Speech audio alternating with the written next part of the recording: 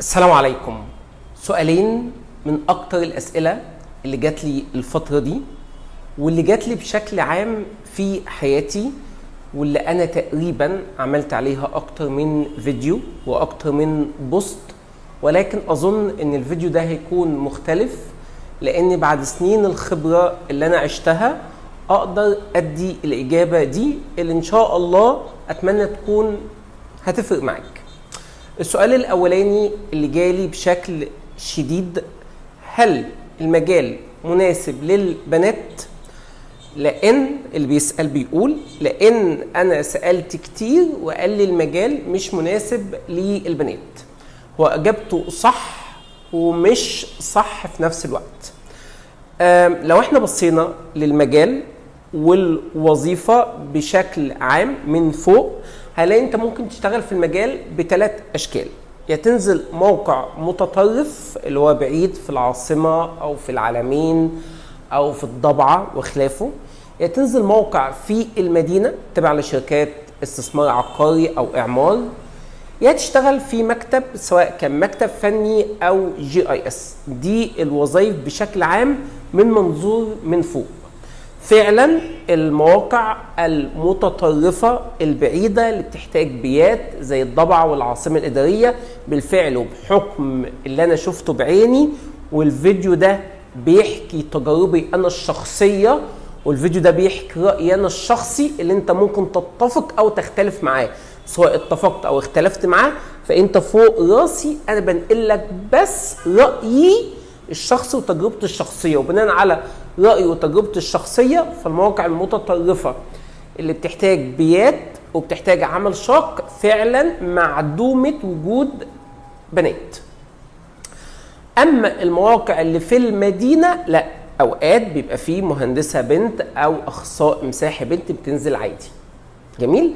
أما الشغل المكتبي كان مكتب فني في شركة او GIS لا، في بنات شغاله فيها، في عنصر نسائي شغال فيه عادي جدا، وعندنا تجارب وامثله كتير جدا عليه. فالشخص اللي بيقول لك مجال المساحه ما فيهوش بنات هو بيحكم من شق واحد بس، يعني هو في تجربته هو الشخصيه، في رايه هو الشخصي، في تجربته فعلا ما شافش بنات، ولكن هو ما شافش من منظور من فوق. فاهم؟ هو ما درسش كل الطرق، ما مشاش في كل الطرق، ما شافش كل حاجه، فهو بيحكم من رايه هو الشخصي. اما من رايي انا الشخصي ولما بصيت من فوق فعلا المواقع المتطرفه البعيده ما فيهاش بنات، هو كلامه صح. اما المواقع اللي في المدينه انا قابلت مثال واثنين وثلاثه وعشره فيها مهندسه بنت او اخصائي مساحه بنت. الشغل في المكاتب سواء كان مكتب فني في القاهرة أو GIS لا، في أمثلة كتير فيها بنات. فهل المجال ينفع للبنات؟ المجال ينفع للبنات في وظائف معينة، وما ينفعش للبنات في وظائف معينة زي المواقع المتطرفة دي فعلا ما فيهاش بنات، ودي إجابة واضحة وصريحة. هل المجال ينفع للبنات ولا لا؟ فلو أنت بنت وداخلة المجال، يا مكتب فني مساحي، يا مكتب GIS، يا نكون في موقع في المدينة تبعا لشركة استثمار عقاري أو شركة عقارات وخلافه. فإجابة واضحة وصريحة: هل المجال ينفع البنات؟ أيوة، المجال ينفع البنات في وظائف معينة وما ينفعش البنات في وظائف معينة. ودي إجابتي الواضحة والصريحة بعد 10 سنين في المجال وبعد ما شفنا الرؤية الكاملة والعامة من فوق. السؤال الثاني اللي تداول دايما بيجيلي: هل يا باشمهندس انا هلاقي وظيفة، او هل الفرص العمل متوفرة في المجال، او هل انا هشتغل، او قيس عليه اي سؤال مشابه ليه. كلية الاداب، قسم جغرافيا، شعبة مساحة او شعبة نظم، او لو انت برنامج مميز او كريدت او ما يطلق عليه جيوماتكس. المجال ده زيه زي اي مجال، زيه زي التجارة، زيه زي الحقوق. بتجتهد فيه من سنة اولى وبتذاكر فيه وبتعمل اللي عليك فيه، ان شاء الله ربنا هيكرمك وهتلاقي الوظيفه المناسبه بالراتب المناسب اللي انت عاوزه. مش هتجتهد فيه وهتستنى الحاجه تجيلك، هتقعد زيك زي الاف اللي قاعد. دي اجابتي ليك. محدش ضامن اللي هيحصل بكره.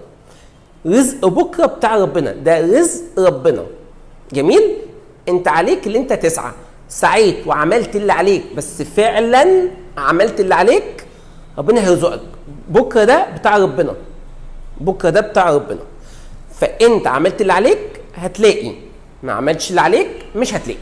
انا شايف واضحه وصريحه، وزي اي كليه. يعني هل يعز ادخل اداب ولا ادخل حقوق؟ والله انت الاثنين محتاج تجتهد عشان تلاقي وظيفه، لان الوظيفه رزق بتاع ربنا. ولكن لما نبص ل منظور عام هنشوف ان احنا شغلنا سواء كان مساحه او جي اس بدأ يدخل في مجالات كتير. ولو انت بصيت على البنية التحتية، لو بصيت على الشركات، لو بصيت على الطرق، لو بصيت على المدن الجديدة سواء في مصر والعاصمة الإدارية، فتلاقي الحمد لله المجال بتاعنا من المجالات المطلوبة.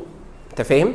مجالنا الحمد لله لو انت بصيت على السوق من المجالات الحمد لله المطلوبة في مصر في الوطن العربي. ولكن عشان تجي لك فرصة مناسبة ورزق مناسب، انت عليك اللي انت تسعى وتعمل اللي عليك. بس تعمل اللي عليك بجد، مش توهم نفسك اللي انت عامل اللي عليك. واقول لك بعض الردود اللي بتجيلي.